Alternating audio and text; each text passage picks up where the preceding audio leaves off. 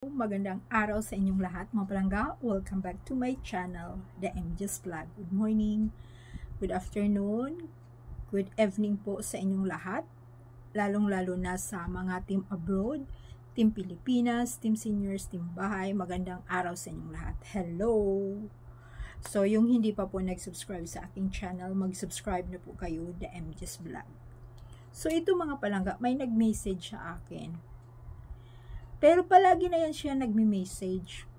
Siyempre nagtatanong. So, itinanong ko rin siya kung talagang sumusuporta siya noon or hindi. Sabi niya, sumusuporta daw siya noon. Kaso nga, talagang katotohanan daw, aminin daw niya na nadadala daw talaga siya.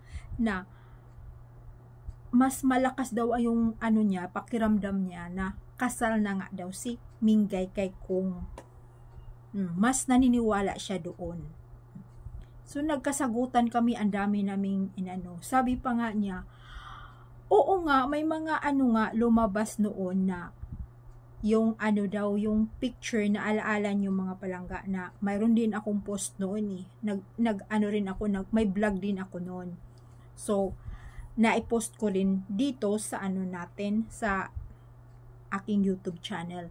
Na yung naalaala nyo yung labi ni Mingay ay iba. Kung kinu-close up mo. Diba? Yung kasi, yung mga pics kasi minsan may malayo. Pero pag i-zoom mo, na iba na yung mukha niya. Sinong dyan. So nagkakaanuhan kami. So binigyan ko siya. Nag-send ako sa kanya ng pictures. Tapos sabi ko, i-zoom mo yun. Sabi, nung pag-zoom daw niya, tutuhanan daw na naiba. So nagulat din daw siya, bakit nag-iiba? Sabi ko, hindi ko alam. Dahil yung mga tinitingnan talaga namin, sinuzoom talaga namin kung siya talaga. So sabi niya na basta yung pinapaniwalaan ko, yung kinasal daw talaga kasi binabalita sa TV . So sabi ko, ikaw, so nirerespeto kita. Tapos ito na naman, nagtatanong na naman siya. Alam nyo mga palangga, gumawa siya ulit ng bagong account para ma-message lang niya ako. So, sabi ko sa bagay, pag bumili ka ulit ng SIM, may mga murang SIM, may mas mahal na SIM, pero irerehistro mo rin yan. At saka, matitiris ng government yun kung panay ka na nagpapalit. Dahil, ewan ko lang ngayon ang nabasa ko, na magtataka na sila, palit ka ng palit. So, hindi ko yan, ewan ko kung mapapanood dito yung yung ating vlog na, dito ko kasi sinasabi sa inyo, hindi ko siya sinabihan na maano ka talaga dyan, na magkaroon ka ng pangalan nito, problema sa account mo. Kung palit ka ng palit every month, dahil nagiging haters ka lang, nambabash ka lang, may posibilidad na talagang mawala yung yung accounts mo, or hindi lang siguro accounts, yung mga, basta hindi natin alam kung kasi may nabasa ako na hindi ka pwede, at naibalita din yun na hindi ka pwede na palit ka ng palit.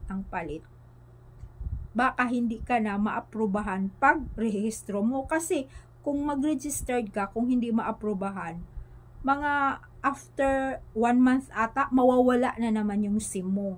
Mawawala, so bili ka na naman. So pag noon, mawawala na naman kasi hindi ka tinatanggap ng pag mag-rehistro ka. Yun lang ang alam ko. Pero hindi ko alam kung hindi ko lang din alam kung mayroon nang nangyayari na hindi na rin siya tinatanggap ng pag mag-rehistro ka.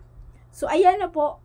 Basta yun lang po ang pinapaalala ko sa inyo. Huwag kasing palit ng palit.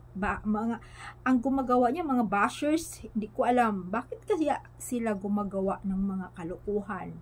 So, ito na nga mga palangga. Ang kanyang tanong sa akin, mayroon daw ngayong, ito di ba Holy Week ngayong week na to, mayroon daw episode si Maine.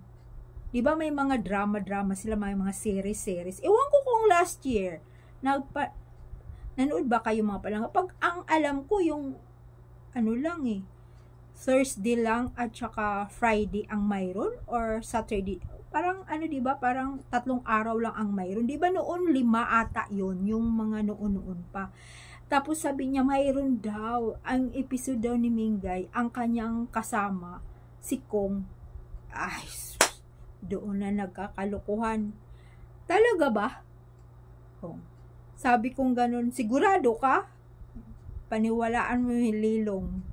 Si Mang Lilong, doon ka kung ano, hindi ako naniwala. Sa bagay, hindi naman din ako nanonood. Sabi ko gano'n. Tapos, hindi ko na yun lang ang sinabi ko. Sabi ko nga sa isip-isip ko, last year, parang, mayroon ba si Mingay? Tapos, ngayon, mayroon na naman sila na magkasama si Kong at Chiche. Diba? Sabi kong gano'n, nasa atin naman kung panoorin natin. Di ba mga palangga? Pero yung mga katotohanan na Aldab Nation, wag nyo na lang panoorin. Maiinis na naman kayo. Sa bagay, mayroon naman kasing iba na talagang Aldab Nation na sila, pinapanood din. Di ba? Pinapanood din, tinitingnan lang nila kung ano, mayroon bang chemistry. Di ba? Mayroon mga ganun kung mayroon ba silang chemistry dalawa, kagaya yung nag-guest si Kong sa ano yung kay Bossing na palabas noon. Na sa totoo lang, hindi ko talaga pinanood yung The Whole. Ang napapanood ko, yung pinupost na lang sa social media, putol-putol. Hindi talaga yung The Whole story. Oh, yung episode na yan na pinanood ko. Kasi syempre, maano lang ako, magkakasala lang ako, di ba?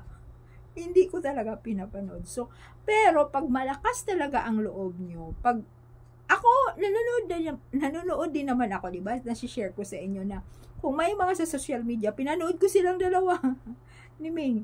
Pero wala sa akin, wala. Parang wala, hindi na ako maniwala, matawa na lang ako. Pagtawanan mo na lang. Yan ang bang lakas loob ka, hindi ka na nanggigigil.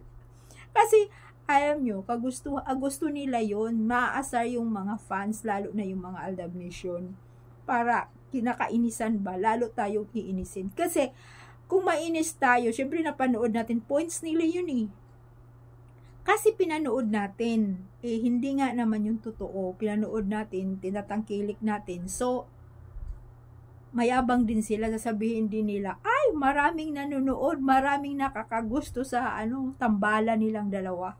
Achoy! Di ba?